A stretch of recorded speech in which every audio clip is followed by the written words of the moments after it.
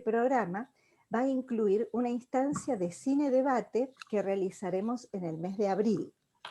Bueno, recordarles que se encuentra abierto el programa sobre mujeres que hemos iniciado desde el 11 de febrero, el momento de conmemorar a las niñas y a las mujeres en la ciencia, y que lo extendemos hasta finales de marzo, y que incluye una convocatoria para realizar entrevistas a niñas científicas. Nos estamos refiriendo a adolescentes o niñas menores de 18 años en el momento en que realizaran un proyecto, una actividad, o se hubieran presentado en feria de ciencias o en alguna actividad similar, en donde hayan hayan resaltado su intervención respecto de alguna de las ciencias. Encontrarán en nuestra página de ASAEC todas las bases de esta convocatoria. Cualquier duda, no dejen de escribir a nuestro mail y allí les aclararemos todas las cuestiones que pudieran estar no resueltas. También, lo último, necesitamos ubicar a la asistente Mara Di Cosco, que es de la Escuela Madre Cabrini, y a Mariela Wickler, del Jardín número 2, porque sus datos de contacto arrojan un error. Así que si entre la audiencia hay compañeros de estas dos asistentes, Mara Di Cosco y Mariela Wickler, les solicitamos por favor nos envíe por mail para poder tener su mail correcto. Bueno, habiendo dicho todo esto, habilitamos el micrófono a Olga para que nos presente a nuestro invitado de esta tarde. Bueno, buenas tardes a todos. Buenas tardes, Guillermo. Un gusto tenerte con nosotros. Para mí es un privilegio porque en realidad me une a Guillermo una historia de vida particular que no contaremos en este momento, pero sobre todo porque increíblemente cuando nos pusimos a charlar en su rol de secretario de Ciencia y Técnica en su momento, de decano de la Facultad de Agronomía en su momento y en este momento como secretario general de nuestra universidad, cosa que marca lo importante que para nuestra universidad es la investigación y la ciencia, nos llamó poderosamente la atención un hilo conductor que tenía que ver que increíblemente Guillermo Montero es partener de una maravillosa investigadora canadiense de la zona de British Columbia, de la Universidad de British Columbia. Es una de las expertas más importantes del mundo, me atrevería a decir, sobre ecología y evolución, sobre cambio climático, y está en la Universidad de British Columbia y Vancouver. Lo interesante de Guillermo es que además de su gran paraguas de gestión, que siempre ha sido tan interesante, es que tiene un grupo llamado GIECO, que tiene que ver con ecología de las comunidades, y con estas ecologías de las comunidades y con otras personas como Ignacio Barberis y como Arístides Pochettino, trabajan sobre algo que de pronto la ciudad empezó a tener como una característica cotidiana en su vocabulario que tenía que ver con la palabra humedales.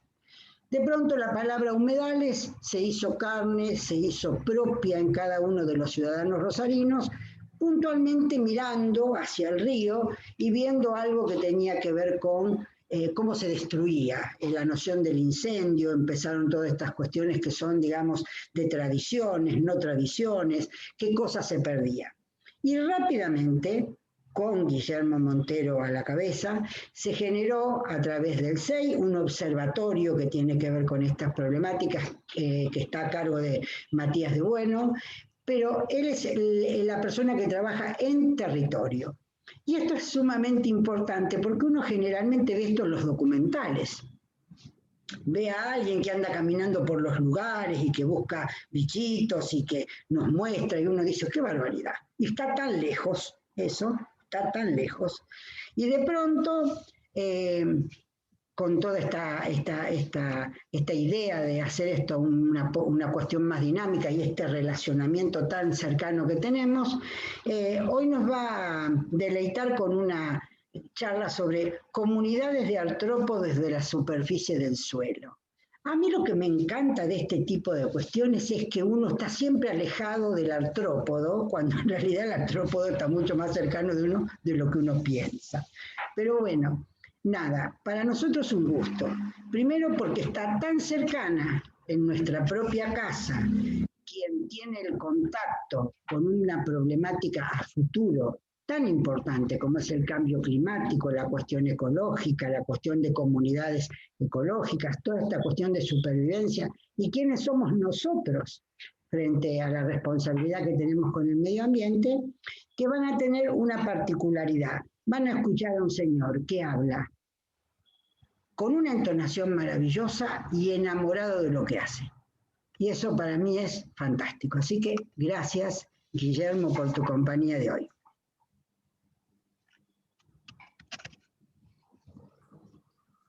Ahora sí, antes de pasar el micrófono a Guillermo, contarles que agradecemos mucho la presencia de quienes nos acompañan esta tarde, que provienen de Rosario, de Sunchales, Cañada de Gómez, Chajarí, Villa Constitución, y especialmente al representante del gobierno de San Juan.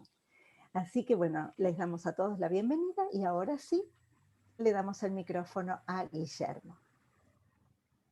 Bueno, buenas tardes a todos, Darío, compañero de trabajo, Olga, un placer, Vivi, bueno, muchas gracias a todos, y bueno, yo les voy a contar un poco la experiencia de trabajo que empezamos a desarrollar con un grupo grande de gente. Voy a contar un poco lo que hago yo en el territorio, ¿no? Cuando estamos en la isla y algunas de nuestras investigaciones. Y tratando de ser un poquito provocador con algunos temas, a ver si podemos repensarnos o ver alguna de las cosas que vamos a charlar. Para eso tengo una presentación, así que la voy a poner. ¿Se puede presentar desde aquí? Sí, ahora le pedimos a Sofía sí, me tiene que habilitar. Permita compartir, exacto. Bien. Ustedes me digan. Sofi, ¿podés habilitar para que Guillermo comparta su pantalla? Ya está habilitado. Ahí estamos, a ver. Gracias. Ahí va. Bien. Ahí empezamos. Esperen que tengo que achicar esto para verlos a ustedes. Bien. Un segundo. Ahí estamos.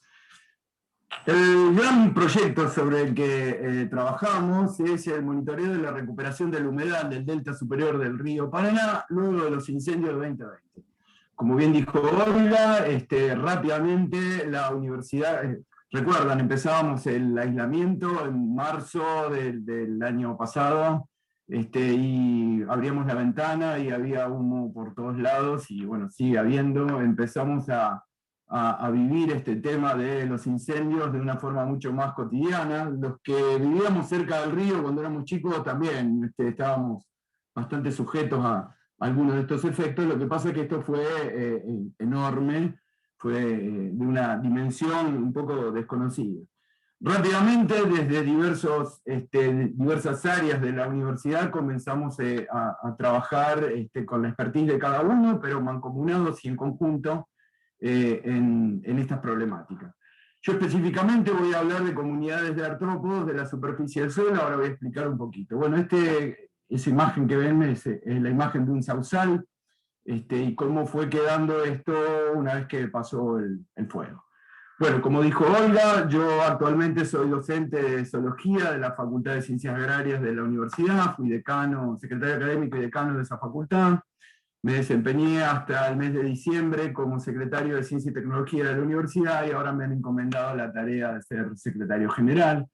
Voy a hablar más que nada de desde mi rol de investigador en esta oportunidad, ¿sí? Y esto es un poco lo que vamos a ver.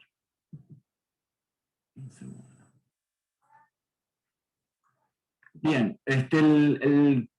Monitoreo de la recuperación del delta superior del Paraná tiene varias líneas de estudio, donde confluyen grupos de distintas unidades académicas y de distinta expertise, que trabajamos en conjunto y que en buena medida compartimos la información de lo que vamos desarrollando. Esto es relevante a la hora de poder después generar papers, trabajos de mejor calidad. Bueno, hay una línea de trabajo que tiene que ver con el estudio de la fertilidad del suelo y ver cómo la fertilidad del suelo era afectada por el fuego que pasa a veces más rápido, a veces menos rápido, según el tipo de comunidad vegetal que esté encima, ¿sí? Hay otro grupo, bueno, esto está a cargo del doctor Montico, Facultad de Ciencias Agrarias. Todo lo que es el monitoreo de la evolución del área con sensoramiento remoto para detectar rápidamente los focos de incendio. También un compañero de Ciencias Agrarias, el ingeniero Dileo, es el que se ocupa de todo esto, trabajando con imágenes satelitales y drones cuando el incendio está operando en ese mismo momento.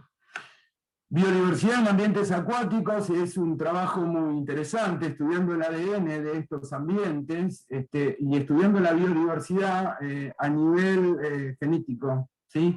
Y esto se desarrolla con un grupo de la Facultad de Bioquímica, de Ciencias Bioquímicas y Farmacéuticas de nuestra universidad. De hecho, el mismo decano es uno de los que trabaja en la campaña con todo esto. Y después, bueno, los últimos 3 puntos tienen que ver con trabajos que desarrollamos desde la licenciatura en Recursos Naturales de la Universidad Nacional de Rosario, que es una de las carreras, de las 2 carreras que tiene Ciencias Agrarias.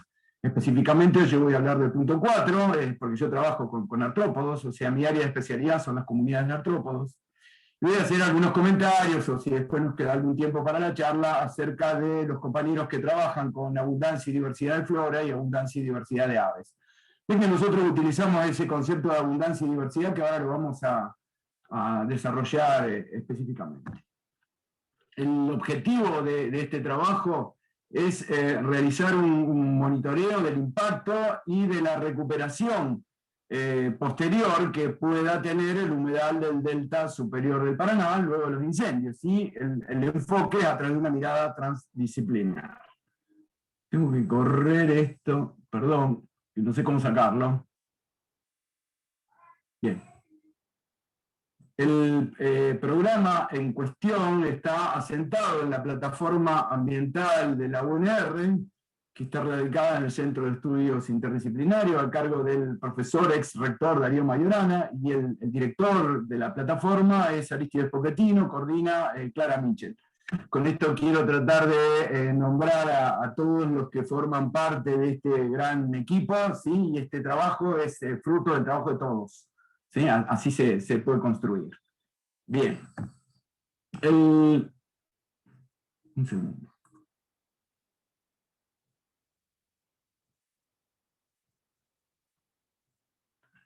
Ustedes me escuchan, ¿no? Perfecto, Guillermo.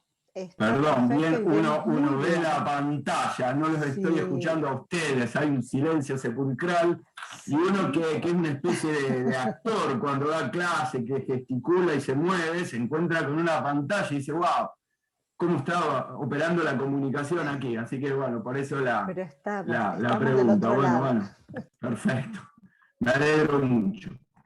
Bueno, miren, esta es la portada del trabajo que estamos escribiendo, abundancia y diversidad de artrópodos de piso en la superficie del suelo, en los ambientes isleños. Y acá hay palabras que no sé si todos las comprendemos o entendemos la dimensión de lo que estamos hablando, ¿sí? Entonces, en función de eso es que voy a tratar de explicar cada una de estos conceptos.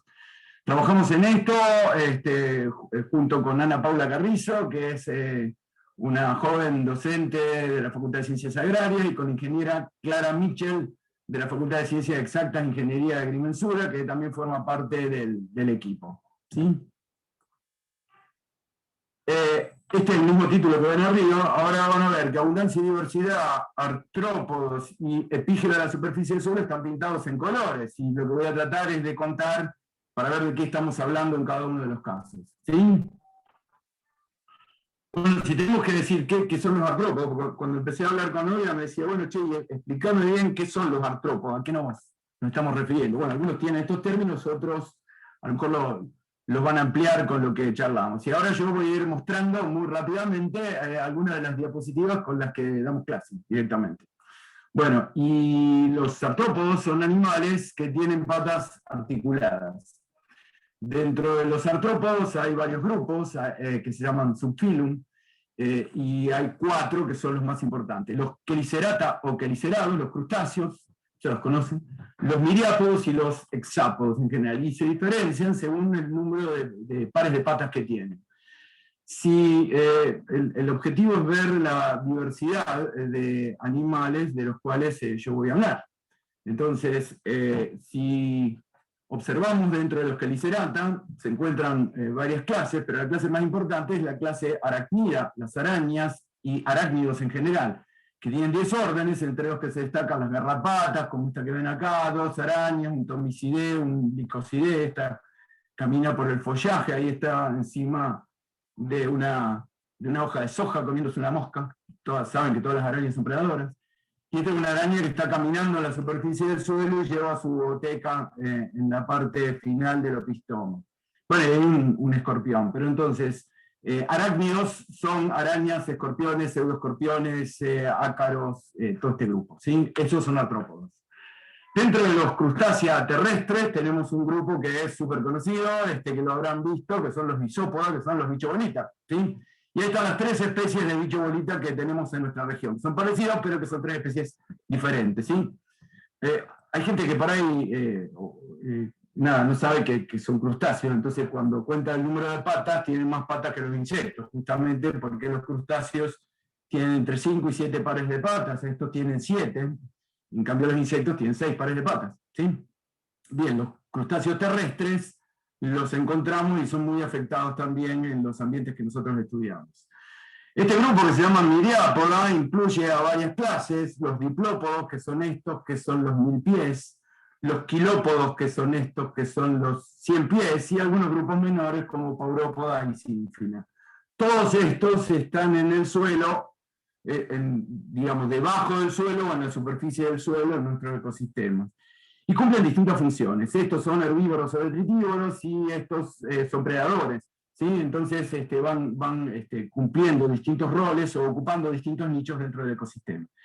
Y después el gran grupo de los hexápoda, ¿sí? Y los hexápoda, hexa es 6 y podopata, o sea, tienen 6 patas, 3 pares de patas, y ahí incluye la clase parainsecta y la clase insecta.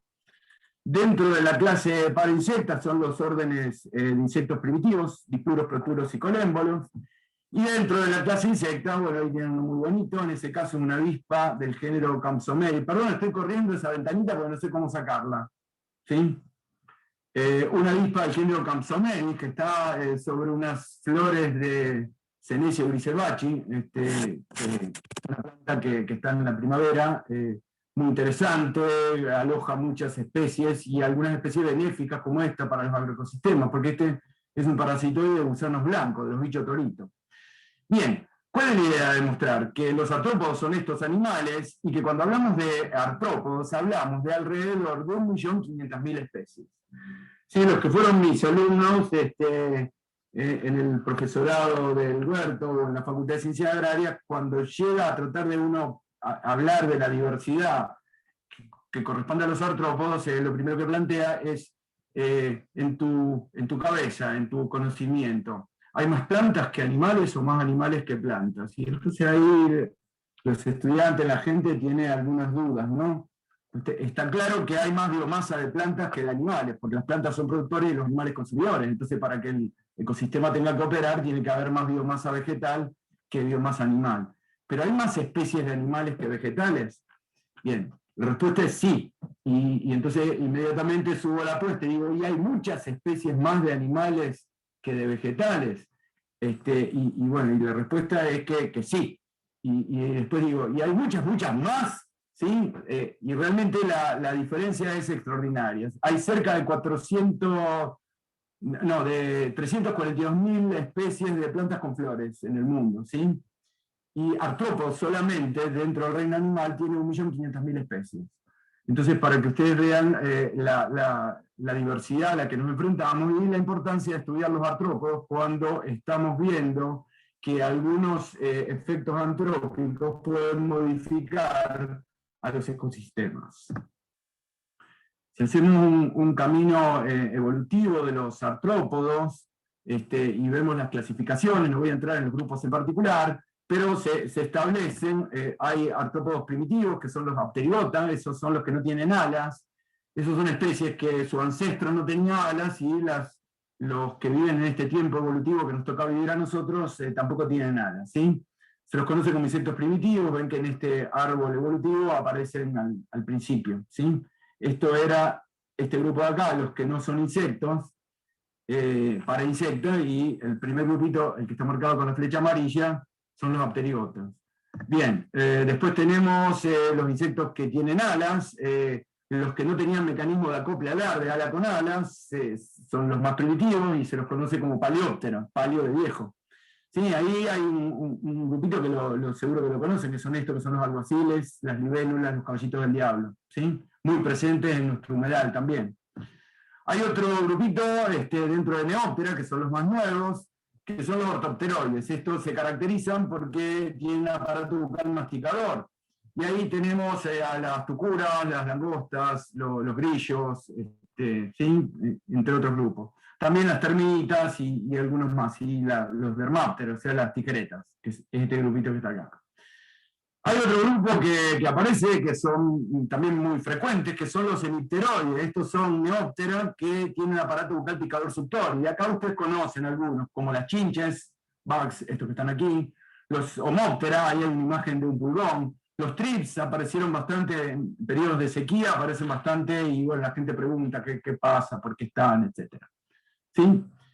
Y después tenemos todo lo que es endoteriota, que son los más modernos, donde están los bichos que más conocen. En todo caso, mariposas y polillas, moscas, abejas, avispas, hormigas, cascarudos, neurópteros, etc. ¿Sí? Cuando estamos hablando de insectos dentro de artrópoda, estamos hablando, ahí está, de 1 millón de especies. ¿Sí?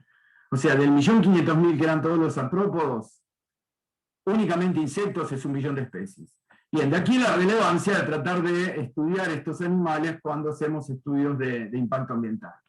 Bueno, el segundo de los conceptos era que estaba en el título, pues estamos despedazando el título en este momento, decía epigeos de la superficie del suelo.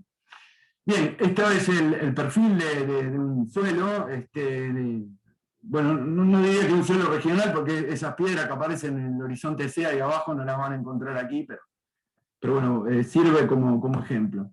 Y si nosotros... Ahí está.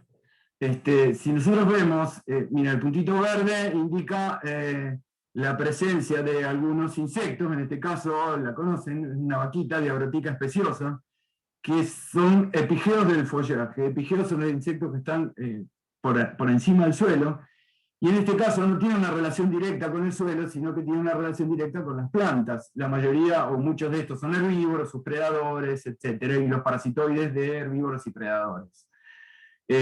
Por otro lado tenemos los que están acá abajo, que son insectos hipogeos. ¿Sí? En el ejemplo de ahí es una larva de Diloboderus barberus, que es una larva de bicho torito, que también seguramente alguna vez las han visto. Bien, ninguno de estos dos grupos son los que más estudiamos en esta primera etapa, sino que los que estudiábamos son los epigeos de la superficie del suelo, o sea, los que se mueven por la superficie del suelo. Y usted dirá, ¿por qué esta diferencia? Si son todos insectos y están en el mismo lugar. Y el problema es que para estudiar esto hay que muestrearlo. Y no muestreamos igual a los insectos que están en la superficie del suelo, los que están debajo del suelo y los que están en el follaje. Entonces nosotros realizamos trabajos con estos dos grupos. Yo voy a presentar algunos resultados de los de la superficie del suelo. Y esto es el producto de usar unas trampas que son estas, que son muy sencillas, que se llaman trampas Pickford, ¿sí? Y ahora comento. Es nada más que un pote, como los potes de dulce de leche, con una solución conservante. Entonces los animalitos van caminando por el suelo, caen ahí adentro, y bueno, nosotros las dejamos capturando un tiempo a las trampas y después podemos ver qué animales hay al cabo de ese tiempo, y entonces poder relacionar qué animales se están moviendo en la superficie del suelo en este momento. Eso indica los animales que se mueven en la superficie del suelo. Quiere decir que debe haber otros que están debajo del suelo, que no son capturados en estas trampas, o otros que pasan volando por arriba, que tampoco son capturados, ¿sí?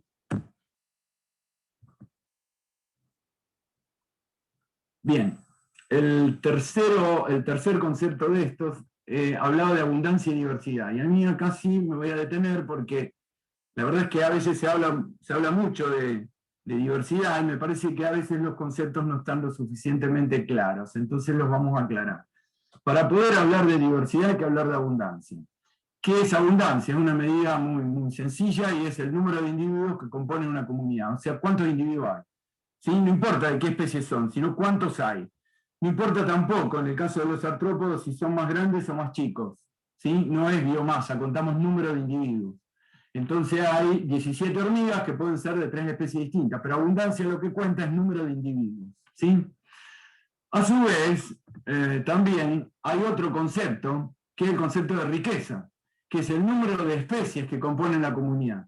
Fíjense que al tener cada una de estas trampas, puedo saber cuántos individuos cayeron al cabo de un tiempo en la trampa y cuántas especies cayeron. Son dos cosas que son diferentes. Muchas veces, al hablar de diversidad, la gente está hablando o está pensando en la riqueza. Entonces tiene un planteo donde dice, bueno, para que haya más diversidad tiene que haber más riqueza. Eso es verdad, pero es parcial ese conocimiento. La diversidad es un concepto que es bastante más complejo y que involucra a la abundancia y a la riqueza, y que se puede medir además a través de distintos índices. Y acá introduzco la palabra del verbo medir, porque bueno, nosotros, los que trabajamos en ecología, somos... El físico es un dimensor, ¿sí? Bueno, nosotros también medimos al mundo y armamos experimentos para poder medir esto en el campo. Bien, a su vez el concepto de diversidad es un concepto que supera a la ecología o a la zoología. Se estudia en muchas áreas del conocimiento, ¿no? Y está en boga el estudio de la diversidad. Yo creo que no debe haber ninguna persona que considere que no es importante mantener la diversidad. A veces no sabemos muy bien, o alguna gente no sabe muy bien por qué, pero sí sabemos que hay que mantener la diversidad, y sobre todo mantener la diversidad en los ecosistemas, y sobre todo que procesos como las quemas pueden producir daños a veces irreparables sobre la diversidad de los ecosistemas. Ahora, la diversidad se puede estudiar a distintos niveles. A nivel genético, la diversidad tiene que ver con el acervo de genes que tiene una especie, ¿sí? Esto en la agricultura es sumamente importante, porque si no conservamos las variedades nativas, lo que estamos perdiendo es capital genético. Y al perder capital genético de una especie, porque no tenemos bancos de germoplasma donde mantengamos ese material, lo que perdemos es soberanía, lo que perdemos es divisas, ¿sí? Entonces, los estudios a nivel genético son muy importantes. Yo les comenté al principio que aquí se están haciendo algunos estudios porque en ese nivel de organización trabajan nuestros colegas de la Facultad de Ciencias Bioquímicas. Bueno, a nivel específico comenté algo sobre los números de especies y hacemos listas. Si las listas son de plantas le decimos flora, y si las listas son de animales le decimos fauna, ¿sí? Esas listas lo que nos dicen es qué especies hay, no cuánto hay de cada una de ellas. Si esas listas las situamos con valores de abundancia y las ubicamos en un espacio físico, podemos tener matrices que nos hablan de las comunidades, y eso es lo que estudiamos nosotros. A nivel de comunidades, que es lo que voy a estar resaltado con negrita, yo voy a comentar cómo opera la diversidad. Entonces, me resulta interesante este resumen. Miren, la diversidad aumenta en una comunidad cuando hay mayor riqueza. ¿Sí? Está claro, es que si hay más riqueza, hay más diversidad. Pero va junto con otros conceptos. Uno es esta díada de conceptos de dominancia y equitatividad. Cuando la dominancia es alta, la equitatividad es baja y viceversa, ¿sí? Son contrapuestos. Y esto tiene que ver con cómo está distribuida la biomasa en las especies que forman la riqueza de un determinado lugar. Y otro concepto mucho más difícil de medir y mucho más complejo es el de la conectancia, y es los grados de relacionamientos que hay entre las especies. Sabemos que cuanto más relacionadas están las especies, más maduros son los ecosistemas y más compleja es la trama de diversidad de las comunidades que se alojan en esos ecosistemas.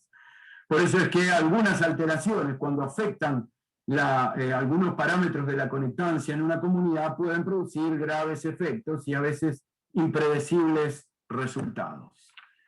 Miren, esto es un apunte de uso, creo que este es del profesorado, y es muy sencillo. Si ven en este caso, A, B y C son 3 comunidades. Fíjense que cada uno de los numeritos correspondería a una especie. ¿Sí? Está claro que la comunidad A tiene 9 especies, la B tiene 2 y la C tiene 4. Y está claro que la cantidad de individuos que hay de cada una de estas comunidades, de cada una de estas especies es la misma, ven que los circulitos son todos del mismo tamaño. ¿Sí? Entonces, en función de esto, vemos con claridad que hay más riqueza en la comunidad A, y quiere decir que esperamos más diversidad en la comunidad A que en la B y en la C. Pero para poder entender esto de la riqueza con facilidad, lo que hicimos es no modificar o mantener constante esta relación abundancia-dominancia, equitatividad-dominancia, ¿sí? Pero esto podría no ocurrir así, de hecho es muy raro que ocurra esto en un ecosistema.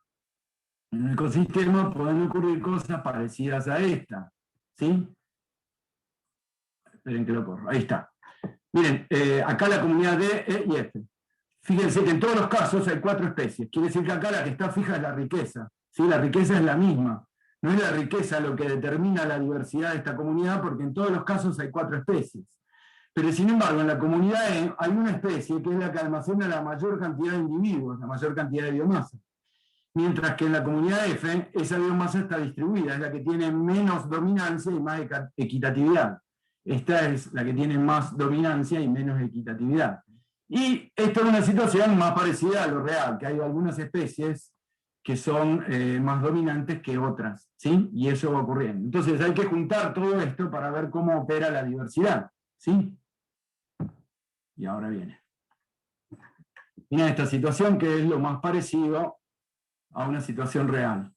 ¿Cómo me molesta esta ventanita? Bueno, tenemos 4 comunidades acá. La comunidad J, que es la que tiene más alta diversidad, es la que tiene mayor riqueza, mayor equitatividad y menor dominancia, ¿sí? Porque la biomasa está distribuida en forma semejante en todas las especies. La comunidad que tiene menor diversidad es la G, porque tiene menor riqueza, solo 3 especies, y porque hay una enorme dominancia de una especie por sobre el resto, ¿sí? Habría que ver por qué esta especie es dominante respecto al resto. Y una situación intermedia es la que se da en la comunidad H, donde la riqueza es intermedia entre las otras 2 y la estructura de dominancia también, ¿sí? Entonces, muchas veces lo que hacemos es comparar situaciones como la H en un ambiente. Entonces vemos después de un disturbio cómo se modifican las relaciones de dominancia, equitatividad, y cómo se modifica la abundancia y la riqueza de manera de influir sobre la diversidad. ¿Sí? Bueno, como ven, diversidad es bastante más que tratar de hablar o nada más que de la riqueza. ¿Sí? Tiene otra dimensión. Bueno, esto lo utilizo para algunas charlas de divulgación, cuando trato de ser un poco más provocador. La diversidad, como sabemos, ahí se protege, está las vertientes proteccionistas se promueven, y si quieren en términos políticos, uno puede generar militancia a través de esto desde distintos enfoques, ¿sí?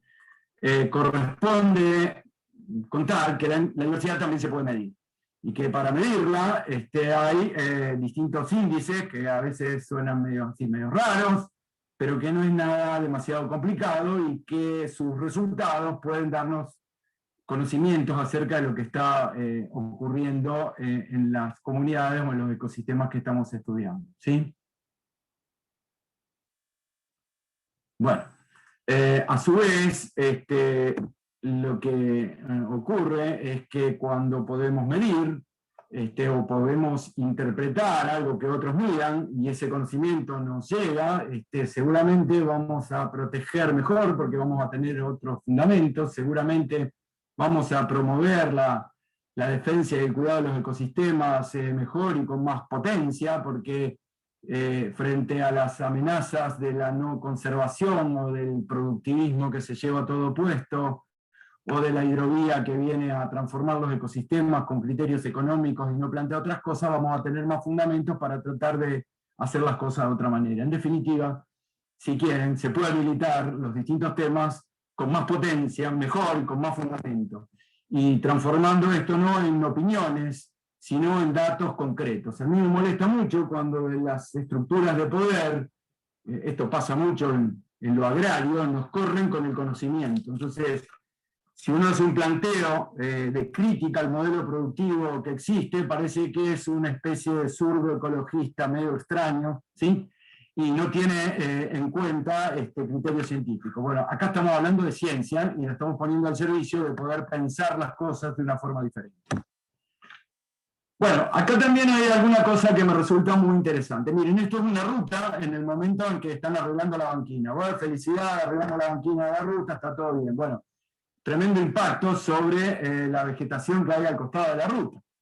Tiempo después de que la banquina está arreglada, fíjense que empiezan a ver, ven que hay distintos yuyitos, uno más alto, uno más bajo, etc. Suele, inmediatamente después del disturbio, que baja la diversidad, suele aparecer una alta diversidad en los primeros estadios.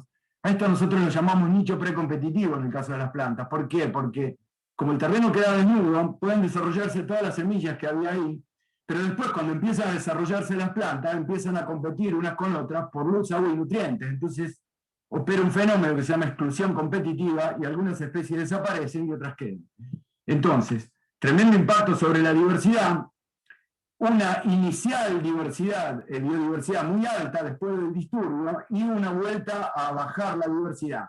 El gran dilema a veces es saber si esto que pasó después del disturbio es semejante a lo que había antes del disturbio o hay una acción nueva. Miren, si quieren ver esto, en las islas, ¿sí? Acá tenemos una inundación del río, fíjense el sausal que quedó debajo del agua, acá debe haber 60 centímetros, más o menos 50, ¿sí? Después cuando se va el agua, esto es la Rambla Cataluña, cuando se va el agua, fíjense todos los yuyitos y las comunidades. Si ustedes van y se plantan ahí, primero se van a embarrar un poco, pero es hermoso la cantidad de cosas que puedan ver. Van a ver una cantidad de plantas extraordinaria, ¿sí? Si esto prosperara después, esas plantas van a competir y algunas van a quedar y otras no. Teniendo un paisaje como este, que es el paisaje que tenemos donde estudiamos nosotros, un sausal senescente en la isla, que este es el sitio donde no se quemó, ¿sí? Bien, entonces, miren esto que puede ser interesante. Si aquí medimos en el eje Y, medimos diversidad con cualquiera de los índices, y cualquiera sea la unidad, en realidad son índices, por tanto son adimensionales estos números, y acá medimos una medida de tiempo, cualquiera sea, pueden pasar estas tres cosas.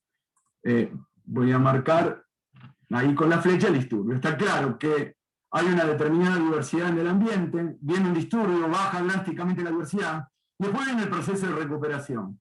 Entonces, lo que nos preocupa es saber si vamos a volver a la situación original, si la diversidad va a disminuir y las especies presentes van a ser diferentes, o en todo caso si la diversidad va a aumentar, porque a veces el disturbio provoca un aumento de la diversidad en la nueva comunidad que se establece, ¿sí?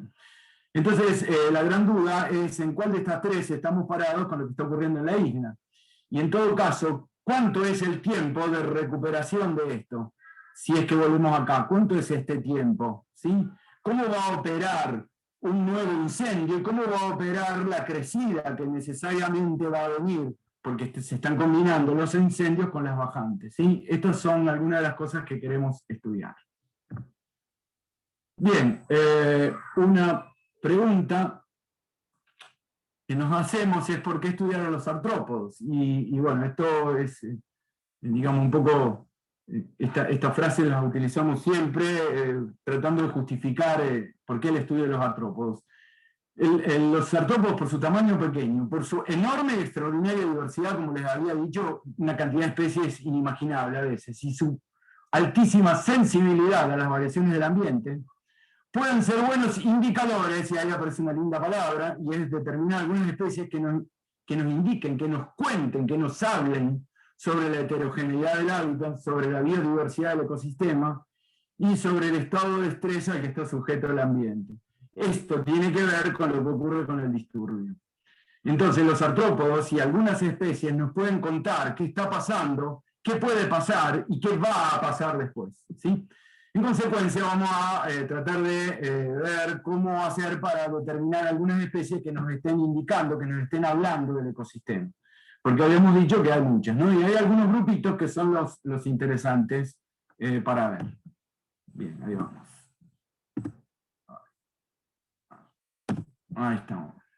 El sitio de estudio. ¿Cómo seleccionamos el sitio de estudio? Bueno, me van a disculpar con esta ventana que va para todos lados, yo no sé cómo cerrarla, porque no lo logro. ¡Ay! Ahora me perdí. Esperen que vuelva. Sí, tranquilo. No, sí, estoy tranquilo, lo que pasa es que la ventanita esa, la verdad, te voy a decir, me molesta bastante. Acá estoy. Y tengo que poner presentar, ahí voy. Bueno, fíjense que se achicó un poquito. Nosotros empezamos nuestros trabajos cuando estábamos en plena pandemia, y había una restricción para poder cruzar a las islas, ¿sí? Entonces, el mapa es de Google Earth, pero en realidad el canal pasa por acá ahora. Antes pasaba por ahí por donde está marcado, ahora pasa por aquí, el canal del río. De manera que esta isla que están viendo, que está enfrente de Granadero Baigorria, de Capitán Bermúdez, que se llama Isla de los Mástiles, es jurisdicción de Santa Fe. Entonces nosotros no nos permitían viajar a las islas entrerrianas, pero sí podíamos viajar a las islas de Santa Fe, ¿sí? Entonces tomamos esta isla, que es una isla que tiene 940 hectáreas, y que hace 78 años que existe. Y ustedes van a decir, pero flaco, ¿qué te pasa? 78 años, ¿cómo sabés que hace 78 años que existe? Bueno, resulta que, voy a ser preciso, el 6 de octubre de 1943, miren dónde está el cursor, allí en esa punta de la isla, que es donde estaban los mástiles, había una barcaza que se llamaba Barcaza Libertad, que había encallado, llevaba maíz, trigo, no sé, llevaba cereales, y había quedado encallada. El 8 de octubre de 1943, hace 78 años, hacía su ruta habitual, el petrolero Figueroa Alcorta, ¿sí? Que era un barquito que unía San Lorenzo, YPF, San Lorenzo con Zárate, ¿sí? Bien, si bien estaba balizada la barcaza y todo lo demás, pasó el petrolero 2 días después de que encalló y se la llevó puesta a la barcaza, y la barcaza se hundió. Como la barcaza se hundió, lo único que quedaba a la vista eran los 2 mástiles, por eso se llama Isla de los Mástiles, ¿sí? Hasta hace poco, hasta que el río se lo llevó puesto, los mástiles se podían observar ahí. Y el río empezó a sedimentar de una forma, el Figueroa Alcorta.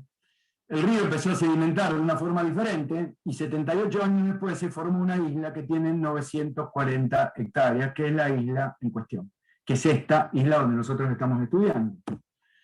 Nosotros marcamos 2 transectas porque una parte de esta isla se quemó, y marcamos una transecta, que es el sitio, una transecta es como marcar una distancia, ¿sí? Eran 200 metros, ¿sí? El sitio quemado y el sitio no quemado.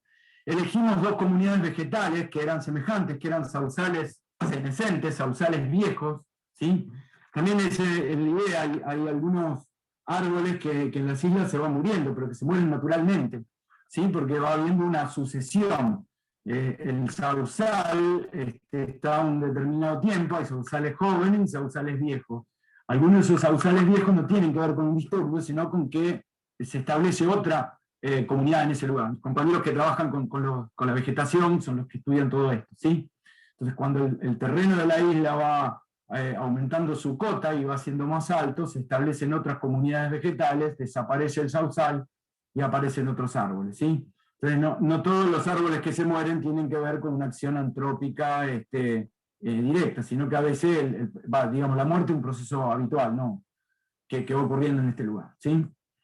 Bien, ahí tienen una imagen del sitio quemado.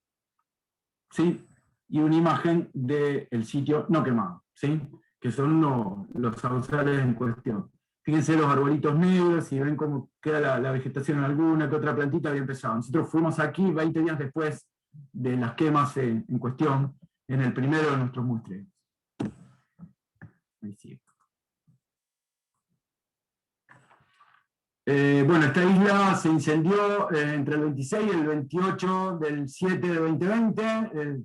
Se puede acceder fácilmente a esta isla, tiene ríos y lagunas internas que permitían hacer los estudios que hacen la gente de bioquímica en los riachos y estudiando el ADN dentro de estos riachos.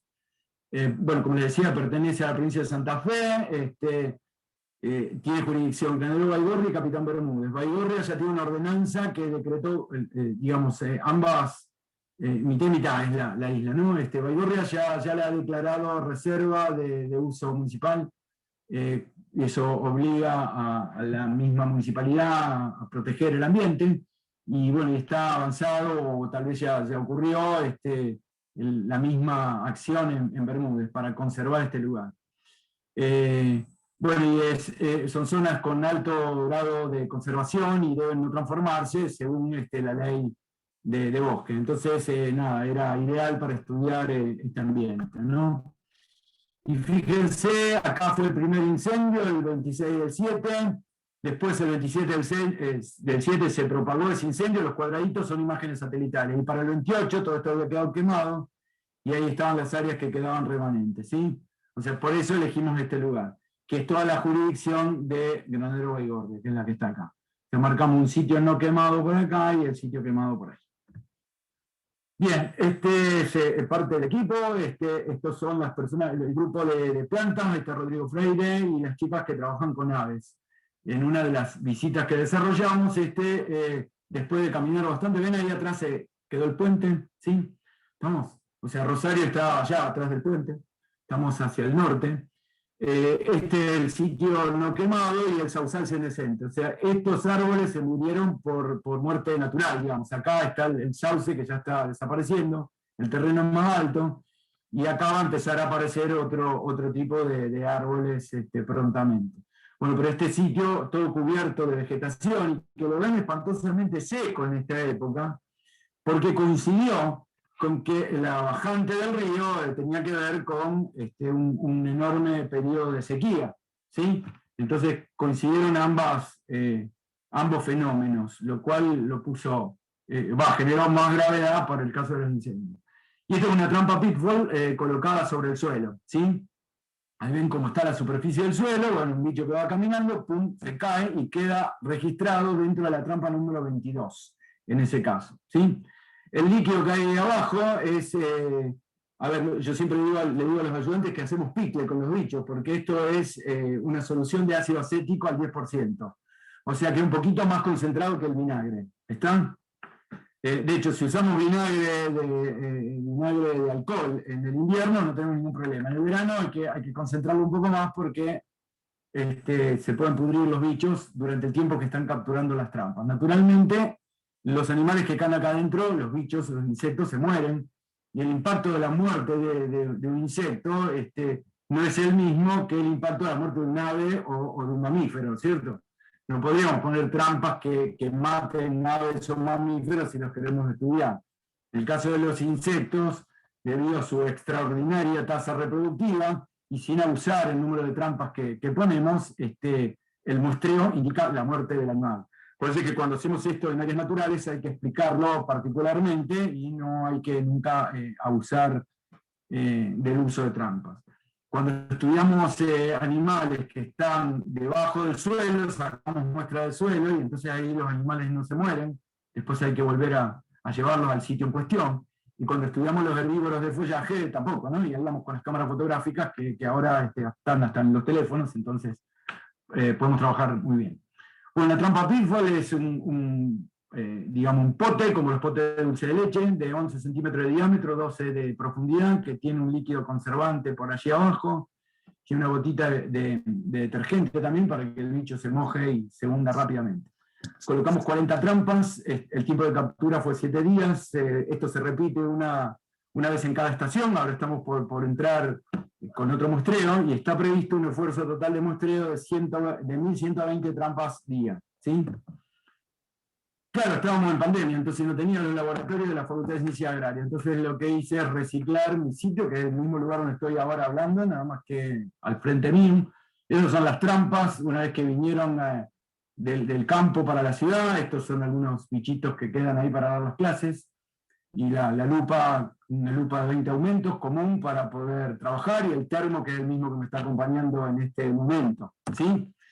Cuando se saca el cherío de las trampas, se coloca en bandejas y se van separando. Eso que ven oscuro son cenizas y trocitos de material quemado. La verdad que fue una pesadilla sacar los bichos de entre medio de eso, sobre todo teniendo en cuenta que algunas hormiguitas tienen este tamaño, ¿no? Entonces, por eso las bandejas son grandes y de color blanco para poder separarlos, que se separan manualmente uno por uno. Los colocamos en recipientes más chiquititos y después van pasando por la lupa para poder determinar. Esta es una imagen que devuelve la lupa. Fíjense que esta se ve que era de noche porque está amarillo la luz. Y bueno, después cuando hablamos entre nosotros y determinamos el bicho, hay que mirar algunas cositas. Por ejemplo, no sé, acá hay un caso de un círfido, y hablando con nuestros ayudantes, y mira, para que veas vos que es un círfido, tenés que mirar la vena tal, qué sé yo. Bueno, esta es la expertise nuestra para poder armar una matriz con esta cantidad de especies. Con todo este material, que la verdad lo podemos hacer en casa y que no cuesta un centavo más que comprar estas trampas y comprar un poco de vinagre, construimos este tipo de matrices, que indica la cantidad de especies que hay en los ambientes. Cada uno de estos Q y NQ, ahí lo ven, la parte de arriba nada más, la clase, el orden, la familia, la especie o morfoespecie de bicho que estamos estudiando, el grupo trófico al que pertenece, y esta es la suma de los que estaban en el sitio quemado y en el sitio no quemado, ¿sí? Para cada uno de estos tenemos 20 datos, que es lo que corresponde a cada una de las trampas. Con esto armamos la matriz que vamos a estudiar. Ahora, si ustedes observan lo que mostraba antes, de todas estas especies, si nos podemos escribir un trabajo con esto, no podemos hablar de todas esas. Entonces tenemos que seleccionar algunos que nos estén hablando de este ecosistema. Entonces les cuento rápidamente algunos resultados. En este primer muestreo, que fue el de primavera, capturamos 5.436 individuos, esa es la abundancia. Y 117 especies diferentes, esa es la riqueza, que se agruparon en 4 clases, 17 órdenes y 67 familias. ¿Sí? Poder armar estas matrices requiere de una cierta expertise conociendo a los bichos. Por eso es que me encuentran en las redes o en notas a veces hablando de bichos y contando qué es uno y qué es otro. Bien, ahí tiene el sitio quemado y la imagen es bastante preocupante, ¿no? Esto es lo que pasa cuando hay una quema y esto es lo que tendría que haber cuando está seco. Imagínense que cuando no está seco esto sería verde. Esto es lo que pasa después de una quema, ¿sí? Los pocos árboles que estaban senescentes ahí se murieron, o queda esto nada más. Y eso que ven oscuro es justamente la ceniza que se metía dentro de las bandejas en cuestión, ¿sí? Ahora, ¿qué encontramos acá? Y bueno, encontramos que en el sitio quemado hay más individuos que en el sitio no quemado. ¡Wow! ¿Cómo? ¿Hay más bichos en el lugar donde pasó este bruto incendio? ¿Cómo es posible? ¿Qué pasó acá? ¿Qué está ocurriendo? Que haya más bichos indica que hay más o menos diversidad. Esto quiere decir que el incendio pasa y no afecta a la biodiversidad. ¿De qué hablan esto de los incendios si en realidad no afecta? No. Claro que afecta, y ahora vamos a mostrar por qué. Hay más individuos, pero la cantidad de especies que hay, fíjense que son prácticamente las mismas. Eso determina que la diversidad en este ambiente es mucho mayor que la diversidad en este ambiente. Acá lo que está operando es que hay alguna especie que rápidamente se adaptó al disturbio de la quema y es la que sobrecolonizó este lugar, que es una especie dominante, que vamos a tratar de ver cuál es esa especie.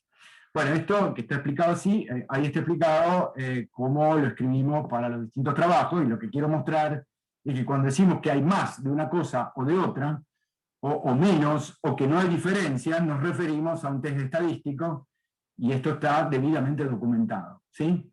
Acá están los números totales de individuos, pero acá lo que se ve es la abundancia en la abundancia media. Esto es abundancia total, esto es abundancia media, ¿sí? Y por cada trampa en el sitio quemado había 228 bichos, ¿sí? Este es el desvío, y por cada trampa en el sitio no quemado había 44 bichos con su desvío en cuestión, ¿sí?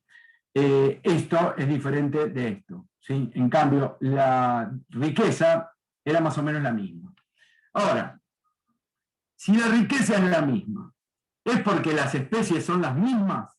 ¿O en realidad se da que hay la misma cantidad de especies, pero no son las mismas? ¿Cuántas especies están en los dos lugares y cuántas son exclusivas a cada lugar? Esa es una de las cosas que hay que estudiar. Y para estudiar eso, trabajamos con una medida multivariada también, que se llama composición específica. Y les digo que la composición específica difiere entre ambientes. Composición específica sería algo así, bueno, con un estadístico que hay un test en particular para hacer esto. Composición específica es cómo es el ensamble de bichos que hay en un lugar y en el otro, pero hay una forma gráfica muy sencilla para que se pueda entender. Miren esto. Hay 39 especies que son exclusivas del sitio quemado. Hay 40 especies que son exclusivas del sitio no quemado. Y solo 38 especies son las que se comparten entre ambos, ¿sí? Por eso es que operan distintos fenómenos. Hay algunas que están en un lugar y no están en el otro, y esto vamos a ver cómo se modifica en la medida en que aumenta el tiempo. Recuerden ese gráfico inicial donde en la ordenada, en el eje de las Y, estaba la diversidad, y en la abscisa, el eje de las X, estaba el tiempo. En el primer tiempo, esta es la foto. Vamos a ver lo que pasa en el muestreo que viene, se los contaré en otra charla.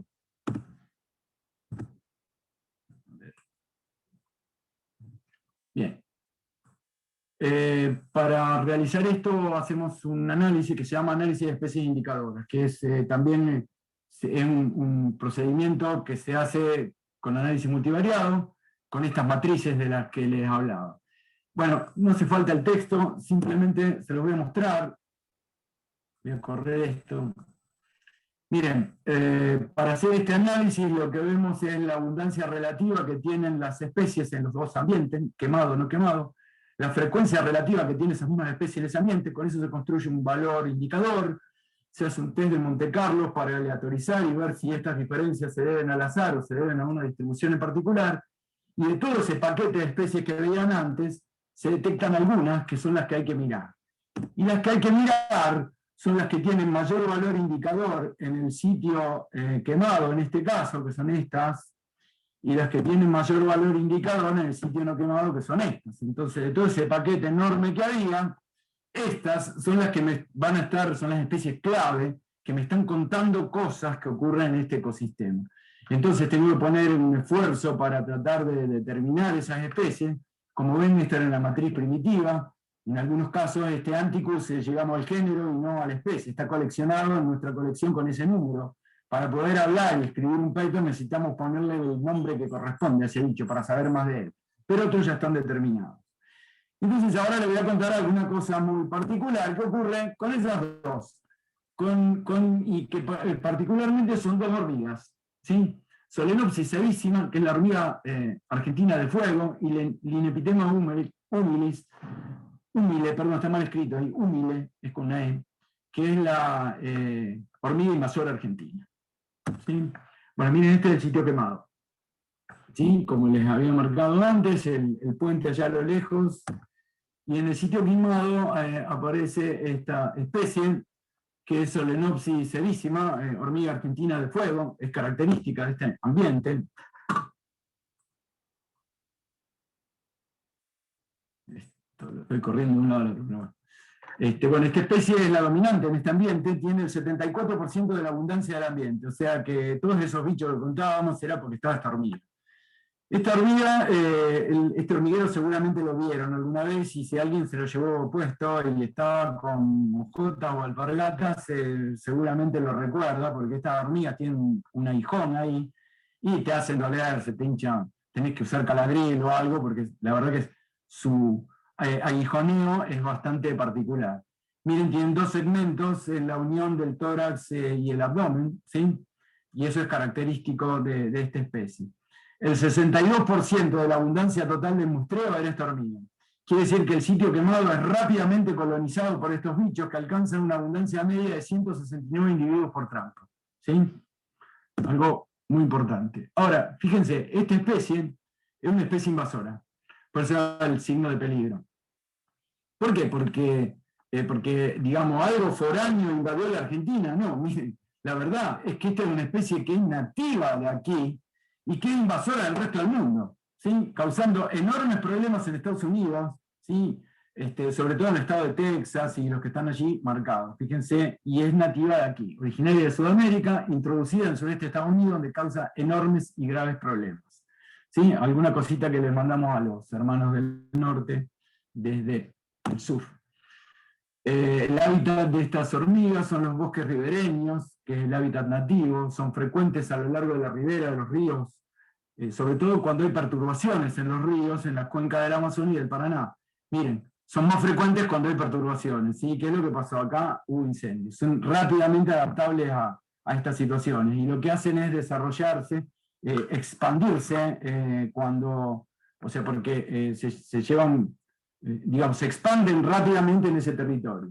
Además, estas hormigas, los agrónomos las venimos estudiando desde hace tiempo, perdón, bueno, las venimos estudiando porque colonizan las distintas áreas agrícolas. Sobre todo en los sistemas donde no se mueve el suelo, los sistemas de siembra directa. Ustedes saben que la siembra directa viene en el paquete tecnológico de las sojas transgénicas. ¿Sí? Soja transgénica, glifosato, siembra directa, es todo un paquete que a veces parece que es incuestionable. Creo que es muy poco sustentable como tal. Lo digo como agrónomo y con toda la responsabilidad institucional que implica. Y bueno, uno de los problemas que había, y que siempre hubo, justamente era la prevalencia de esta hormiga en estos ambientes. Si ustedes ven aquí, estas hormigas se alimentan principalmente, son omnívoras. Bueno, acá la gente cree que las hormigas comen plantas, ¿sí? Entonces tienen la idea que, pero las hormigas comen plantas, ¿qué me dice este? Bueno, la verdad, miren, la gran mayoría de las hormigas no comen plantas. ¿Sí? Hay muy poquitas hormigas que comen plantas. De hecho, son las actinicortadoras, que es un grupito, una tribu de Myrmicinae, de los géneros Ata y Acromirmes, que son hormigas que en realidad tampoco podría decir que comen plantas, sino que sacan los trocitos de las plantas y con eso crían un hongo que es de lo que se alimentan. ¿Sí? Esas son las hormigas podadoras, que es las que nos enojan en nuestro jardín, etc. Pero hay un montón de otras especies de hormigas, muchísimas, muy bien estudiadas, o sea que las conocemos, que son predadoras, omnívoras, que tienen otra función. Esta específicamente es omnívora. Puede predar insectos, atacan también animales heridos, como ratones, culebras y tortugas. O sea que un animalito que quedó herido y lastimado por el fuego, porque apenas se pudo escapar, después se ocupan las hormigas de que se mueran rápidamente, ¿sí? Porque se prenden sobre el lugar. Cuando inyectan una cantidad de veneno suficiente, el animal se mueve poquita y se lo terminan comiendo. O el animal apenas muerto, van y se alimentan de él. Tienen un gran y enorme impacto sobre los pichones de aves que anidan en el suelo.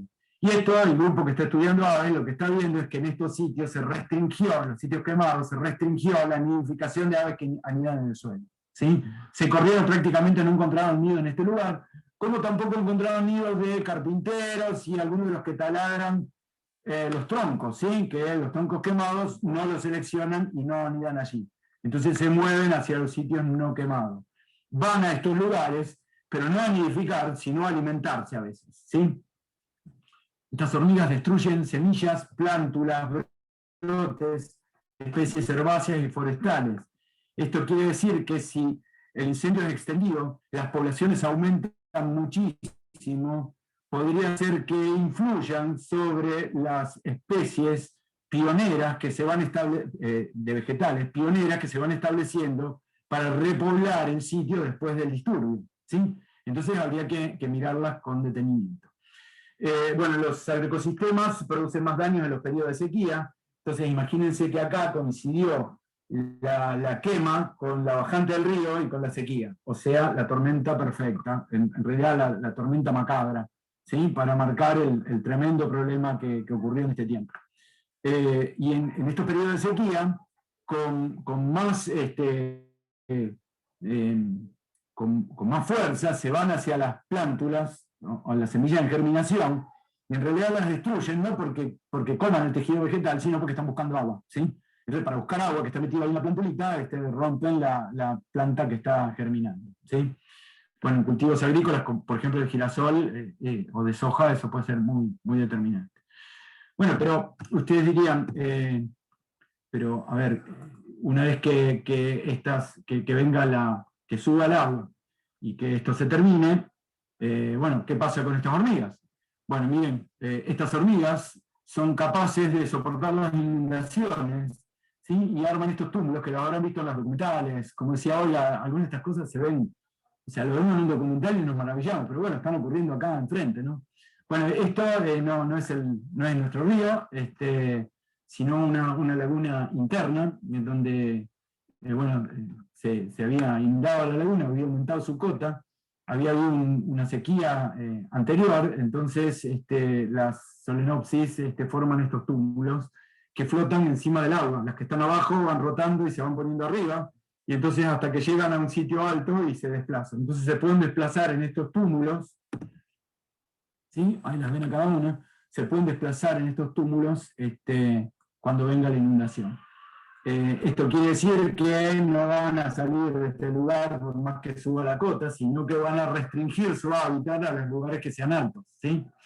Y yo no sé si a veces cuando pensamos en la hidrovía y todo eso se está pensando en que hay varias especies invasoras que están en este lugar que perfectamente pueden ir navegando en un tronco, llegar a un barco y de ahí ir a otros lugares. Pero bueno, nada, llamemos la atención para que se piense la cosa más integralmente. Bueno, acá un trabajo sobre la hormiga de fuego, Solenopsis cervicina y la alteración del hábitat de las comunidades de hormigas. Muy interesante este trabajo, cuento 2 o 3 cositas nada más. Una hormiga expansiva en su área de distribución nativa. La alteración de los hábitats afecta a la distribución de Solenopsis cervicina y de otras hormigas. La presencia de esta hormiga disminuye la riqueza de otras especies de hormigas y la abundancia de nidos de aves, como decía. Así que esto lo vamos a relacionar. Tenemos la suerte que en este estudio integral estamos muestreando en los mismos sitios. Entonces compartimos información de unos y otros, ¿no? Y bueno, como había dicho, una plaga frecuente en las áreas perturbadas, donde forman supercolonias, y esto suena así medio espectacular, pero a veces estos hormigueros están conectados unos con otros. Como tienen muchas reinas cada uno, pueden compartir colonias y entre muchas colonias formar una supercolonia, ¿sí? Eso hace que sacarlos de ese lugar después sea un problema. Hay que ver. Bueno, en este ambiente también aparecen especies herbívoras que están asociadas a las especies vegetales pioneras, o sea, a las plantas que vuelven a colonizar el ambiente. Algunas son exclusivas de este ambiente, por ejemplo, una de las especies pioneras es Sesbania punicia, que es la acacia mansa. Bueno, cuando nosotros estábamos, no estaba florecida, pero esta es una imagen que encontré. Ahí creo que con el fruto la conocen, los que andan por la isla la conocen con frecuencia. Si van al acuario, en el parquecito del acuario que armaron ahora, hicieron un recorrido y pusieron los nombres de las plantas, hay varias Sesbania punicia ahí alrededor. Bueno, y ahí van a ver, ahí está, ahí van a ver este bicho. Eudiaglobus episcopalis, curculionidae, que come específicamente Sesbania. Entonces está en ese lugar y sabemos por qué está. Está porque está la planta. Cuando las Sesbanias se rarifiquen, ¿sí?, en el ambiente no quemado, o cuando se recupere el ambiente y no haya tantas Sesbanias como hay ahora, se va a rarificar el Eudiaglobus y va a ir a buscar a las Sesbanias que estén distribuidas en la isla. Ahora se concentran porque están las Sesbanias en ese lugar. Bueno, y algo parecido ocurre con otras especies que también son frecuentes, pero no son exclusivas de este ambiente. Y una de las primeras plantas que aparecen es Cleome hasleriana, que es esta plantita muy bonita. Eso es enemiga de la isla en el momento en que estábamos. Ahora se llama Tarenaya hasleriana, ¿sí? Y ahí hay un crisomélido, que es una vaquita, que hace esto en las hojas, ¿sí?, que se llama Lysartia flavipes. Y miren qué interesante, esto ocurrió en 10 días, 15 días, porque estuvo el incendio y no había nada. En 15 días estaba esta planta, 20 días estaba esta planta ya florecía, con picaflores y algunas aves que van a utilizar estas flores. Una planta muy particular, que tiene un olor muy raro, y hay muy pocos herbívoros que atacan esta planta, ¿sí? No es que cualquier bicho va y se la come. Si uno tiene idea de que los bichos comen planta y cree que cualquier bicho come cualquier planta, y no, para nada es así. La mayoría de las veces hay herbívoros específicos para plantas específicas. Ahora, acá lo importante es que en este breve tiempo también apareció una especie, esto es como Clotus poecilus, que es una chinche, un redubié, pariente de la vinchuca, la que transmite el mal de Chagas, que en este caso es predador, y que lo que hacía era comerse las larvas de Lysatia flavipes, que era el bichito que se desarrolla allí. Bien, en el sitio no quemado aparece otra hormiga, que es Linepitema humile, que es la hormiga invasora argentina, ¿sí? Que es esta hormiga que está acá. Esta tiene un solo segmento, entonces muy es coloradita y chiquitita igual que la otra, pero tiene un solo segmento, entonces es muy fácil de diferenciar. En este caso, esta hormiga alcanzó una abundancia del 23% en el ambiente, o sea, no era tremenda como la anterior, pero era la especie más abundante. Cerca del 4% de la abundancia total del muestreo, no es mucho, indica que es una especie que habitualmente está en ese lugar. Lo raro de esto es que esta hormiga desapareció del ambiente quemado, ¿sí? Y eso que es una de las hormigas más agresivas que existe. Alcanzó una abundancia de 10,30 individuos por trampa en el sitio no quemado. Esta hormiga tiene alguna particularidad también, ahí ven, esto es un tallito de un vegetal, esto es un homóptero, una cochinilla, y ahí está la hormiga con una gotita, ¿sí? Que esto es un líquido del floema de la planta que expulsa la cochinilla, y entonces la hormiga lo que hace es aprovechar esos líquidos azucarados y alimentarse. Ustedes vieron seguramente cuando hay pulgones o moscas blancas en los cítricos, vieron estas hormigas que están metidas entre las hojas y que se mueven entre uno y otro, ¿sí? Lo que están haciendo es justamente ordeñar pulgones o cochinillas. Ordeñar le decimos pues somos agrónomos, forma vulgar. Bueno, esta hormiga también es una hormiga invasora, y también es una hormiga invasora que es nativa de nuestra región, ¿sí? Originaria de la cuenca del río Paraná, ¿sí? Argentina, Brasil, Paraguay y Uruguay. Bueno, Argentina y Brasil en la cuenca, Paraguay y Uruguay como países anexos. Y de ahí se introdujo al resto del mundo, y está causando enormes problemas en todo lo que es el sur y sureste de Estados Unidos, en España y Portugal, y en el sureste, el sureste de Australia, ¿sí? Hay trabajos en todo el mundo acerca de este regalito argentino para el mundo, ¿sí? Esta hormiga prefiere los pastizales bajos y los ambientes secos. Nosotros la encontramos en sitios de ambientes secos, pero con pastizales altísimos. Porque evidentemente se va al pastizal alto, porque no puede desarrollarse en el sitio quemado, ¿sí? Así que ahí tenemos algunos párrafos para discutir respecto a lo que está pasando con la hormiga. Invade sitios muy perturbados y preferentemente abiertos. Nosotros la tenemos en sitios perturbados, pero cerrados, justamente porque fue el fuego el disturbio. Y una especie que puede ser sinantrópica. Esta seguramente la tienen en la cocina de casa, morfándose el azucarero, o una cucharita que quedó con dulce de un día para el otro, bueno, porque vive con nosotros. Sinantrópica es que vive con el hombre. ¿Sí? Ahí va, respecto a su hábito trófico, esta hormiga también es omnívora, se alimenta de insectos, de carroña, animales muertos o por morir, de heces de los distintos animales, de restos de animales, se alimenta de huevos de insectos, a veces de huevos de especies de insectos que son benéficos, como los Chrysopidae, que son predadores. Se alimenta de larvas de otras especies de hormigas, genera controles sobre las hormigas podadoras. Hay trabajos y discusiones al respecto. Puede producir serios problemas en los apiarios, atención a los que tienen abejas en las islas. Aparte de Caponotus mus, que es la hormiga carpintera, que es la más frecuente y la que más daño puede meterse adentro del apiario y generar problemas serios. También se alimenta de semillas, plántulas, brotes, explota las mieladas vegetales, esto es, los nectarios florales y extraflorales que producen las plantas o las secreciones dulces que producen las plantas, ¿sí? Y también establece una cooperación con los homópteros, como les decía antes, son ordeñadores de pulgones y cochinillas, y protegen a los pulgones y a las cochinillas de los predadores y los parasitoides. Pero resulta que cuando eso ocurre en un ecosistema agrícola, los pulgones se alimentan de plantas. Entonces, los parasitoides y los predadores es una forma de controlar a esos pulgones sin aplicar agroquímicos. Si viene una hormiga que los echa a los que se los comen o a los que los parasitan, la verdad que la hormiga está produciendo un daño semejante al que produce el pulgón. Entonces es muy preocupante. Bueno, esto ocurre en los sitios no quemados, pero ocurre habitualmente, porque esto pasa allí, ¿sí? Para contarles algo más de esta hormiga, la hormiga argentina en los viñedos cafayateños, o sea, si bien era de acá, llegó al noroeste, Y hay algo muy interesante que plantean en este trabajo, y dice que produce una merma en la biodiversidad y que puede haber un problema en la disrupción del control biológico a cargo de ciertos insectos. Esto es porque aleja a los predadores y los parasitoides de las especies plagas, ¿sí? Este es un trabajo muy lindo que ocurrió en los viñedos de Char, ¿sí? En Cafayate. Bien, ahí está la hormiga argentina, amenaza los ecosistemas de España, amenaza, bueno, lo mismo con la hormiga en cuestión, porque esto está ocurriendo actualmente.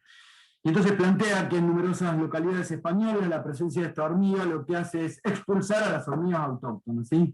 Fíjense en nuestros regalitos al resto del mundo, y esto está ocurriendo en este lugar, en un lugar donde los barcos van a mover de un lado al otro del mundo. Ojalá tengan en cuenta esto cuando hablemos al respecto.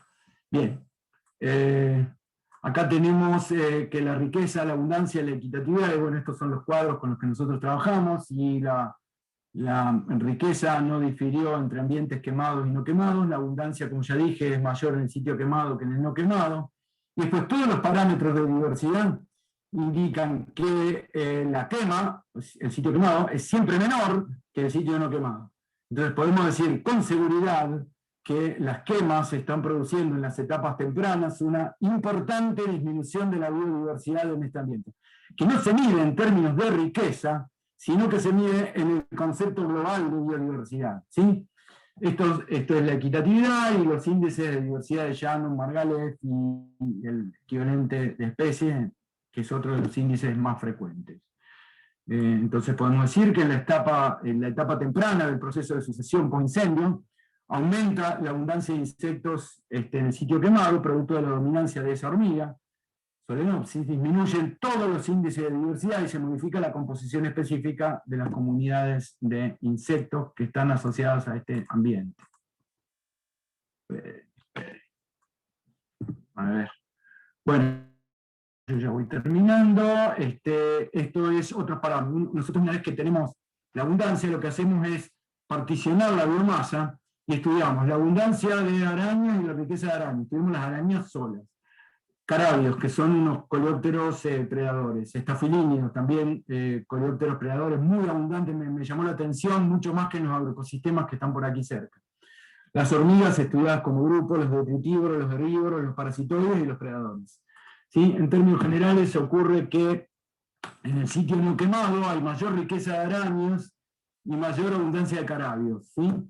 Mientras que en el sitio quemado hay más carábidos, más abundancia de estafilíneos, más riqueza de estafilíneos, etc. Y acá hay que definir, según las especies indicadoras, cuáles son las que van determinando qué es lo que pasa. Probablemente en esta etapa, estos son más abundantes aquí, porque son los que más rápidamente se adaptan a la situación de quema, ¿sí? Seguramente modificar en la medida que aumenta el tiempo. Recuerden esos cuadritos que les mostré más adelante. Bueno, para poder responder a eso necesitamos el muestreo que viene y los dos muestreos que faltan. Bueno, este trabajo, como esto lo van a dejar y va a quedar disponible con un PDF, ahí está el link, hay un trabajito, no me acuerdo dónde salió esto publicado, donde estamos nosotros trabajando en este sitio y contamos algunas de estas cosas y algunos de estos resultados. También un trabajo acerca de cómo el fuego afectó a las comunidades vegetales. Acá uno de nuestros compañeros y colegas, José Sprini, cuenta respecto a esto, y el muestreo de vegetales es a 1,5 metros de donde está cada una de las trampas. Entonces, cuando tenemos nuestras matrices, después comparamos las matrices de unos con otros y empezamos a establecer vectores que nos marcan cómo son los efectos. Y esto es el grupo de aves, donde le conté algunas de las cosas que ocurría con la nidificación y con los sitios alterados por el fuego. En todos esos casos, como se van a quedar con el PDF, pueden seguir la nota y verlo. Bueno, este era el sitio quemado, esto es algo que está ocurriendo acá cerca, esto no se puede permitir, y hay que generar todas las acciones posibles para tratar de evitar estas situaciones, y para poner el conocimiento y la ciencia al servicio de todas las personas, para poder escribir los mejores papers en las mejores revistas del mundo, pero para poder contarles esto a las personas, a la sociedad, a la comunidad. Nos debemos a eso como universidad pública. y nos ponemos al servicio para mejorar los fundamentos que tenemos cuando tenemos que conservar, proteger o militar acciones ambientales. Bueno, este es el equipo de trabajo, un servidor en este caso, Clara, Michel, Paula, y a disposición de ustedes en lo que haga falta. Ahí he terminado.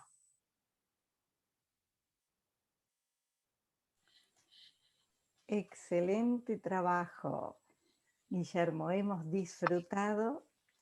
Espero no haber aburrido tanto. Sí, la pasión con la cual realizás tu trabajo nos la transferís a nosotros. La verdad que apasionante tu trabajo, toda la dedicación que hay detrás de eso. Hay solamente algunas preguntitas, como Gustavo pregunta, a raíz de una de las primeras diapositivas de tu presentación, el famoso bicho colorado es un artrópodo. ¿Qué función ecológica cumple?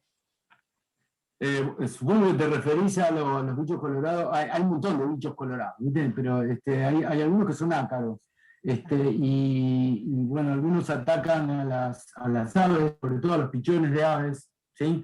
Algunos parecidos a las guitas, hay un montón de piojos y ácaros. Piojos son insectos, ácaros son arácnidos. Y supongo que es en referencia a eso. La verdad que son especies ectoparásitas, sobre todo aves o mamíferos, se alimentan de sangre de estos animales.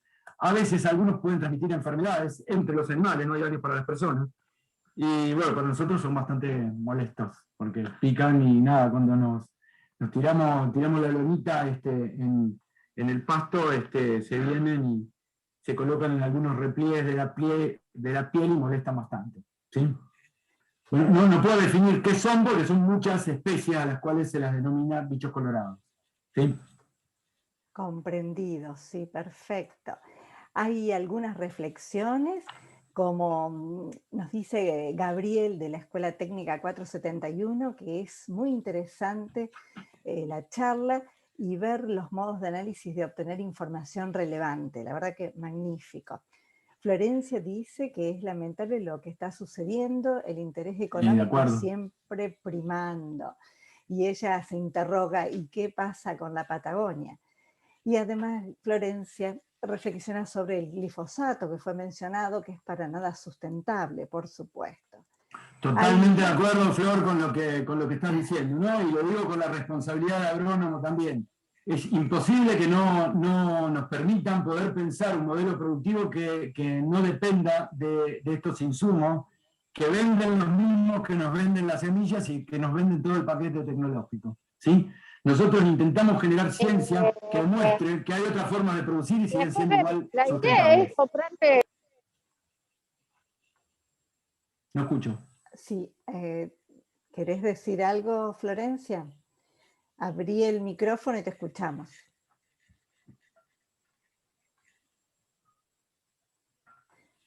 No la estamos escuchando. Bueno, el común denominador es la excelencia de tu disertación, la verdad que es excelente. Y yo simplemente querría saber el trabajo que haces en conjunción con la gente de la Universidad de Victoria, en la British Columbia. ¿Es un trabajo colaborativo? ¿Qué tipo de investigación se hace? Bueno, nosotros somos un equipo que ligado a la cátedra de Ecología Vegetal de la Facultad de Ciencias Agrarias y la cátedra de Zoología.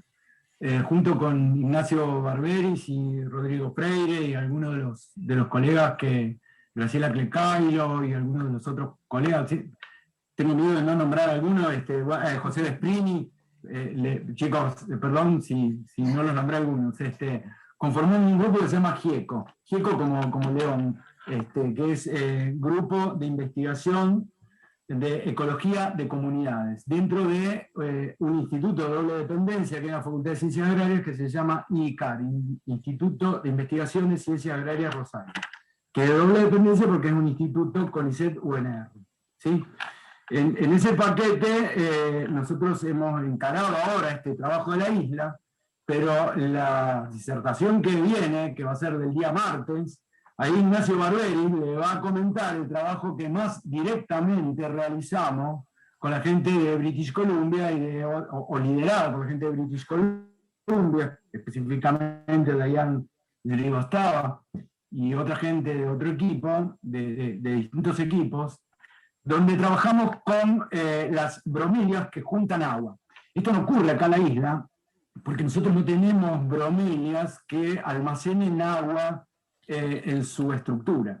Las bromelias son plantas que aparecen en la parte de abajo del bosque, en el sotobosque. Las bromelias que almacenan agua más australes que hay están en el bosque chaqueño, donde nosotros trabajamos, y trabajamos en conjunto con todo este equipo. Nosotros estamos en una posición privilegiada, porque todos los trabajos se comparan con los trabajos que hay en el sur, ¿sí? Con el extremo de distribución de estas plantas.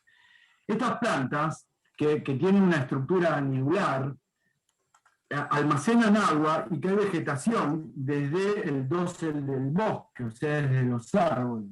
Entonces se forma un ecosistema adentro de cada una de las plantas. Como se forma un ecosistema, nosotros, que somos muy de la matemática y las matrices aplicadas a la biología, lo que tenemos son réplicas de ecosistemas. Como la planta es pequeña, nosotros podemos manipular el ambiente de esa planta en el campo. Podemos poner unos sombreritos y lograr que la cantidad de agua que llega a la planta sea la que nosotros le ponemos encima, emulando a una sequía extrema o a una precipitación extrema. Entonces vemos qué ocurre con las redes tróficas de esas plantas en estas condiciones de cambio climático, donde los fenómenos catastróficos como sequías e inundaciones, más que inundaciones, tremendas lluvias, se producen con mucho más frecuencia que lo que ocurría antes. Eso es lo que trabajamos con la gente de British Columbia y otros colegas más a través de un grupo que se llama Grupo de Estudio de Bromelias, traducido, y esa es la charla que les va a dar Ignacio el miércoles y van a ver algunas de las cosas interesantes que desarrollamos en conjunto.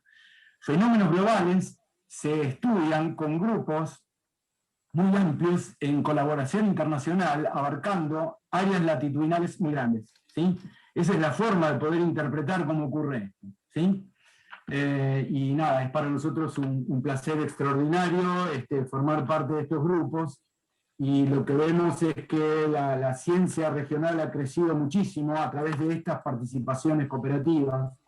Por eso todo lo que sea profundizar los criterios de internacionalización es algo que es esencial para la universidad pública y para la ciencia en general. Ay, perfecto, Guillermo. La verdad que en el chat aparecen las palabras de excelencia, pasión, claridad. La verdad que hemos disfrutado la pasión con la cual transmitís todo tu trabajo. ¿Es posible habilitarle? No, por favor, un placer tenerte, que sabemos que estás ocupadísimo y que nos hayas brindado todo este tiempo, la verdad. Quiero preguntarle a Sofía si es posible que Florencia, habilitar el micrófono a Florencia, que ella quería expresar oralmente una conclusión a Guillermo. Sí, por supuesto, ya puede reactivar su micrófono. Muy bien. Y antes de que hable Florencia, saber si Darío se encuentra en la sala. Darío debe estar en un homenaje a un querido profe en la Facultad de Ciencias Médicas, así que dispénsenlo, nos estamos repartiendo las funciones. Por supuesto, yo mandé saludos para él también a través de Darío. Perfecto, sí, lo recuerdo bien. Bueno, Florencia, tenés la palabra, te escuchamos. Hola,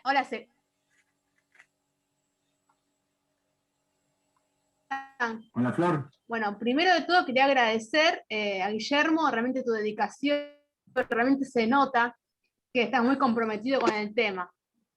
Bueno, gracias, Flor. ¿Se escucha? Sí. Sí, bueno, te escuchamos bien. Ahora no. Y siempre tuve de chiquita todo lo que es ecología, todo lo que es el ambiente, siempre de muy chiquita, desde la secundaria. Con todo lo que es el compostaje, todo lo que es agroecológico, y también todo eso me fui impregnando con el tiempo, y lo fui también adjuntando mi carrera de base, que es licenciada en nutrición. Y bueno, y ahora estoy haciendo un proyecto de tesis incorporando todo lo que al educación alimento nutricional y con una mirada ecológica. A lo que voy, que cada uno siempre puede ponerle ese granito de arena, ya sea siendo profesional como que no. Incitar a todos que no se necesita ser profesional o tener un título de grado. Cada uno puede hacer el cambio, ya sea en la forma en que consume, a quién le compra, a las corporaciones, a las pequeñas emprendimientos. Uno siempre puede hacer el cambio como consumidor, no se necesita estar con mucho dinero o teniendo un puesto importante para hacer el cambio. Eso, nada más eso. No, excelente, claro. Además el cambio pasa por uno, el cambio pasa por los niños. Mi esposa es maestra y Olga fue su maestra en su momento, por eso decía que nos conocemos desde hace mucho. Y nada, yo dedico una parte del tiempo en pasar en las escuelas y tratar de que los niñitos empiecen a hablar esto. Veo la diferencia entre mi hijo chiquito de ahora y mis hijos más grandes, y cómo el chiquito habla de reciclar y de compostaje, y de palabras que los chicos grandes no conocían, y que, bueno, mis hijos grandes son ingenieros agrónomos los dos, y este chiquito que tiene 5 años lo tiene incorporado. ¿Sí? Entonces me parece que es extraordinario y que todos podemos hacer la transformación. Y nada, cada uno puede aportar para mejorar los conceptos y los debates del otro. Así que estoy totalmente de acuerdo con lo que decís, Flor. Gracias. Muchas gracias, Florencia, por tu conclusión, tu reflexión y por todos los aportes de Guillermo. Bueno, le damos el micrófono a Olga para que hable, nos diga algo y cierre esta hermosa jornada. Realmente agradecerte. Esto parece un ida y vuelta de elogios, pero realmente yo me siento muy, muy orgullosa de mi amigo, mi compañero, muy orgullosa. En todo caso, una charla como esta lo que nos deja es una gran perturbación. Yo soy un tanto mala, así que si uno le deja a otros lugares algunas hormigas que hacen problemas, no son muchos más ni muchos menos que lo que nos dejan en otras situaciones. Yo recuerdo siempre que el primer viaje que hice al sur, a dar clases como corresponde, porque nosotros somos medios transhumantes, nos pasó con el tema de los conejos. Ushuaia está invadida por conejos, que los trajeron en alguna vez, y en ese alguna vez hicieron un desastre. Como los castores en Canadá, los castores son maravillosos en los cuentos, pero no en las sociedades canadienses, a donde generan toda esta cuestión que tiene que ver con desarmar realmente afluentes, ríos y todo lo demás. Pero lo interesante de esto es que hay una claridad interesante en esto. Creo que esta es una charla que hoy lo que nos permite es sacarnos algunos hábitos de denominaciones que no corresponden y entender que participamos y que además todo lo que nos ocurre en gran medida tiene que ver con lo que no preveemos. Y esto es lo más importante. Así que tenemos que tener, de alguna manera, un oído, una escucha inteligente. Una escucha que tenga que ver con aquel que sabe. Dejar el tema del chismerío, en todo caso, científico, y escuchar a la ciencia. Y en eso, Guillermo, hoy nos has dado una clase maravillosa. Así que muchísimas gracias desde la Asociación Argentina de Estudios Canadienses. Para nosotros es un gusto, realmente, y creo que para toda la audiencia ha sido fantástico saber que en ciertos lugares de la vida, pero de la universidad, gente tan capaz, tan preparada y tan ocupada con respecto a lo que sería preocupación para otro, genera perturbaciones maravillosas. Me voy perturbada, que es maravilloso. Gracias. Como maestra de la palabra, usted, Olga, siempre tan admirada. Bueno, muchas gracias. yo siempre digo en términos políticos, cuando doy charlas y cuando me tocaba hablar de los problemas de los agroquímicos en las áreas periurbanas, que durante la gestión de agrarias intenté desarrollar mucho todo eso, porque básicamente yo trabajo en cómo diseñar los bordes de áreas de cultivo para evitar la aplicación de productos químicos en el cultivo, justamente, ¿no? Preservar ese ambiente y la diversidad en estos lugares.